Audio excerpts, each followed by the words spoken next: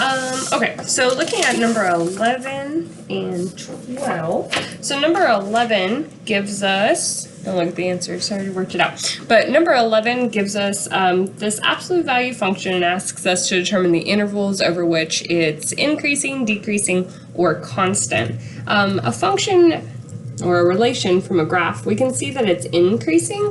The definition of increasing, plainly put, is as the x values get bigger, the y values are going to get bigger as well. So on a graph, what that's going to look like is from left to right, that function or that graph should be going up.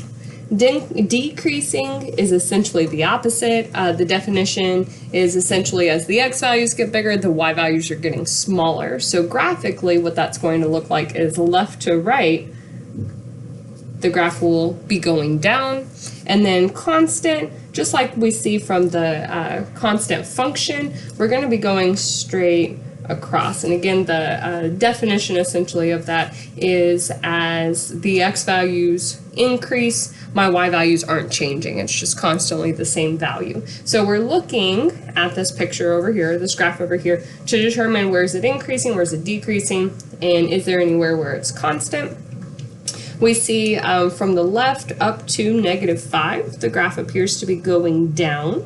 So that tells me everything to the left of -5 is going to be decreasing. So that interval, there we go, it's decreasing from -infinity up to -5. So there's my interval. And then we can see on the right-hand side, from -5 on, this appears to be going up, which is indicative of increasing. So we see from -5 up to infinity, it's increasing. So -5 to infinity, we have increasing, and there was no place where it was just flat, so it's constant nowhere.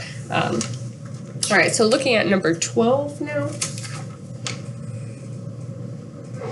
So number 12 gives us two functions and asks us first to find a formula for f with a little open circle, g, and an x. So what the heck does that mean?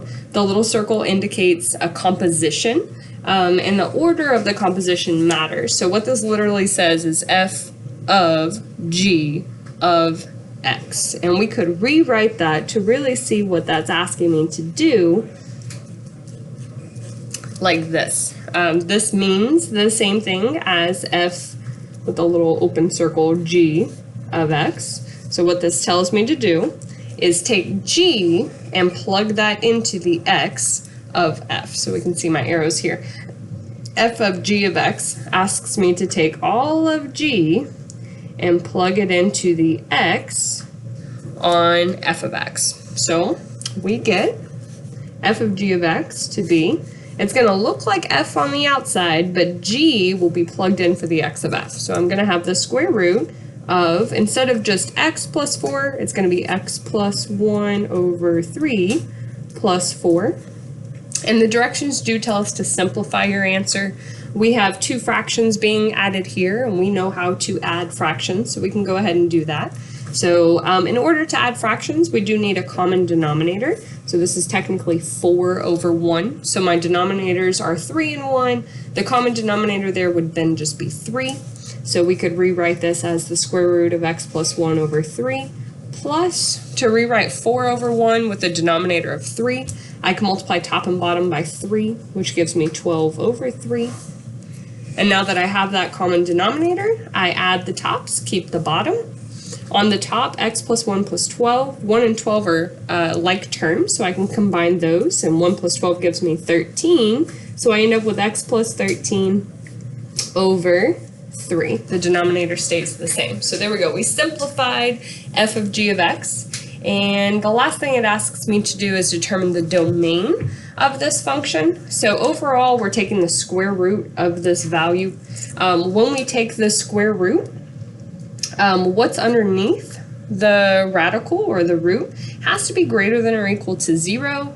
If it's negative, then we get a imaginary number, and we don't want to try and graph imaginary numbers right now anyways. So I know that the argument, what's underneath the radical, has to be either 0 or positive, which tells me that x plus 13 over 3 must be greater than or equal to, scooch that up, 0. Right? Because what I take the square root of either has to be 0 or greater than 0. So now I have a linear inequality that I can solve. I am dividing by 3, so to get rid of that, opposite operation would be multiplying by 3. So divide by 3, multiply by 3, those things cancel out. They undo each other, so I get x plus 13 is greater than or equal to 3 times 0 is still just 0. And now subtract 13 from both sides, I get x is greater than or equal to negative 13.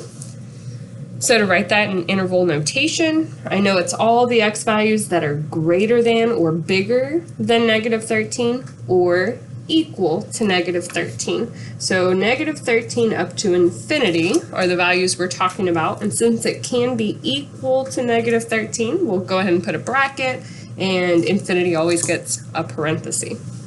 So we can see somewhere I have the answers written down.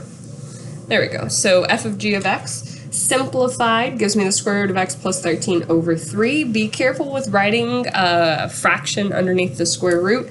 All of this is underneath the square root, so make sure you write it like that. And there's our domain. Don't look. So step 2 asks us to find the formula now of it in the reverse order. So this says now g of f of x, which means I want to take f and plug it into g. Hence my arrows up here. I want to take all of f and plug that into the x of g. And again, we're going to simplify and find the domain. So let's see what we have. We're going to take, it's going to look like g on the outside, but it's going to have f plugged in for the x value. So g of f of x is going to be, again, g on the outside, but f plugged in for the x. So instead of x plus 1, this will be the square root of x plus 4 plus 1 all over 3. And it asks us to simplify that. I do already have one single fraction, so there's no combining together like there was in step 1.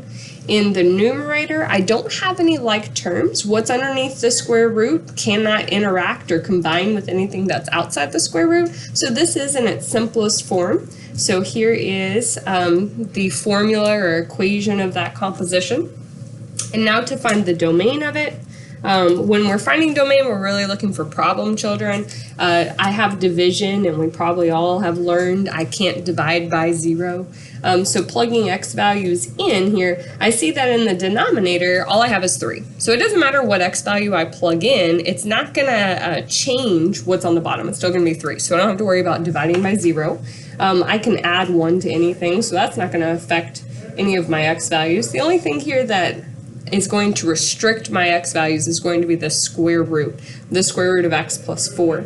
We saw in the last example and a couple of other problems in the review that what's underneath the square root has to be greater than or equal to 0, otherwise it gives me an imaginary number. So I'm going to set up, again, a similar inequality that we looked at on step 1. We know that what's underneath the square root has to be greater than or equal to 0, so that means that x plus 4 has to be greater than or equal to 0. Solving the linear inequality, subtracting 4 from both sides, I get that x must be greater than or equal to negative 4. So x must be bigger than negative 4 or equal to negative 4. So negative 4 up to infinity. Since it can be equal to negative 4, I get a bracket, and infinity always gets a parenthesis. So there we go. And that is the whole review worked out.